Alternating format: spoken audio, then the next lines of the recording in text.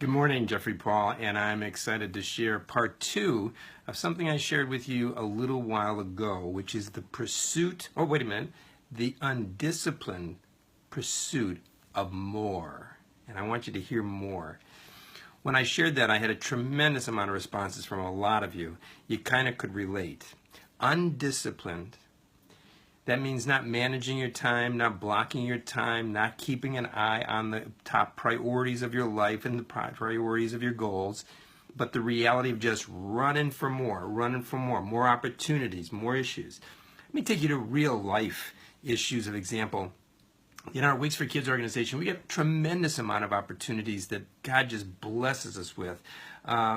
There was a TV program called This Week, and one of the actresses wants to cut her ponytail to donate to Weeks for Kids. Another TV broadcast system called us and wanted to do a storyline on one of our kids. There was a third one, I don't even remember it.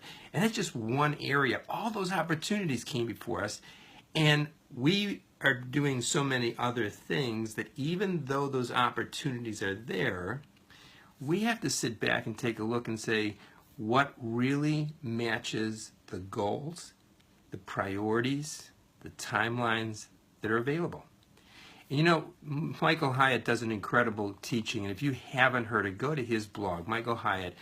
And it's just important that you're learning how to say no. That's the discipline. How to say no, not to bad things, but a lot of times so many good things that you have to determine the best thing. And boy, we all have the FUMA syndrome, which is fear of missing out. We have the drive of the get more. Just it's part of Ecclesiastics. It's what the King Solomon said. Running after the wind, chasing the wind. And how many of you out there, Kelly and all of you, how many of you have felt that sometimes you just feel like you're chasing the wind and you're almost there, and it leaps away from you again with another blast of air? That's kind of like what we find in everyday life, because the whirlwind, as the term goes, is all the to-dos, all the have-tos, all the must-tos, all the urgents that are pulling and pulling and pulling at you. And even when you try to pull away from it, to just take a look at it, you're in a smoke bomb because the whirlwind is around you. So, Jeff, what am I going to do with this undisciplined pursuit of more? What do I do with this? I want to give you 3 simple steps in the principles of pulling it together to keep focus on your goal, on your destiny, on your advancement. Here's the first one. You got to take inventory. Okay? Inventory. Inventory of what do you have, where are you going. And this doesn't have to be a long situation, but at least sit still for 10 minutes and write down all the issues that you're trying to get to, whether it's the house, cleaning the house. For so many of you, Rosetta, you work all the time. I don't know who helps you clean the house. And Rosina, it's just all of you have all kinds of different things, from cleaning the house to going to work to taking care of the kids to making a living to taking care of your health, taking care of others' health. All that gets overwhelming. And you lose yourself and you find yourself running almost like the hamster in the cage. How many have felt that before? Well, that's the undisciplined relationship of running in a pursuit of more. So, number 1, take inventory. What do you want to do? What have you set as goals in the beginning of the year if you followed us and have set your life plan and goals? What are they? Refresh them in your mind. Look at them. You should be looking at them on a daily basis. Then prioritize or reprioritize, because in life there is changes. And so today my wife might be the highest priority that I have, but tomorrow it might be my kids, tomorrow it might be my grandkids, it might be my work, it might be my Wigs for Kids organization, it could be a whole lot of things. Prioritize those so that you know where they fall in the rung of your life. Once you've taken inventory, once you've done prioritization, then begin to schedule your time in the priority level. And I had my son Caleb say something to me the other day. Dad, I set my priorities. And he said, but a lot of things happened and I had to change all of my priorities. The word priority comes from a Greek word that meant one thing. And the one thing was so solid, it didn't get adjusted. It didn't get changed because of the whirlwind around. Because they taught in that structure that you have to make the decision when you make your decision of the one thing, whether it's the goals that you've set, whether it's the priorities of your life, of being a father, mother, sister, aunt. Those areas should really be your staples. They should really be your foundation.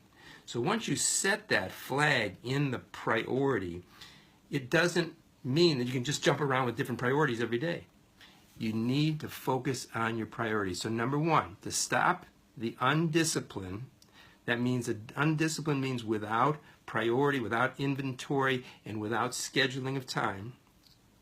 To stop it, you need to take inventory, evaluate what you want, where you're going, what you desire, what you're hoping for. Number two, prioritize it. Where does it fall on the rung of your life? Because all of us, including me, only get 24 hours. That's all we get. 24 hours. It doesn't matter if God gave you a 29. You'd use and need more because of the undisciplined pursuit of more. So much good around us. There's so many great opportunities. I know. I live with that. I know you have it too. Pam and David, I know you have those kind of issues.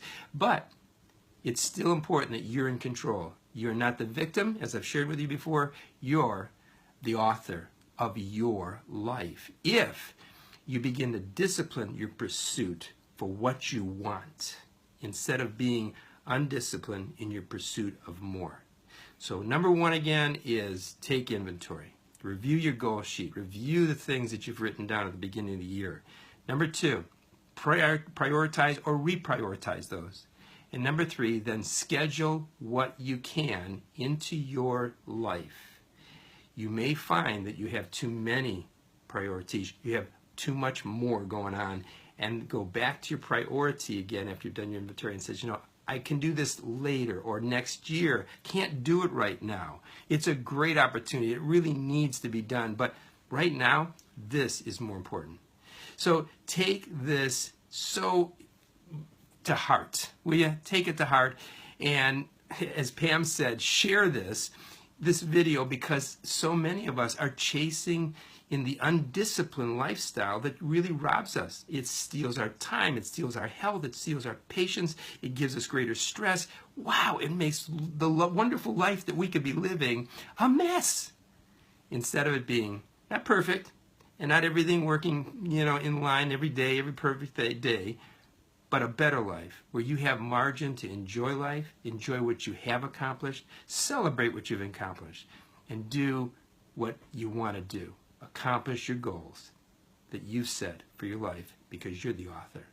Hey, enjoy this day. Please take this to heart. Please share this video so that others can enjoy least the challenge and inspiration of stopping the undisciplined pursuit of more and begin to walk in a disciplined life of achieving what you want.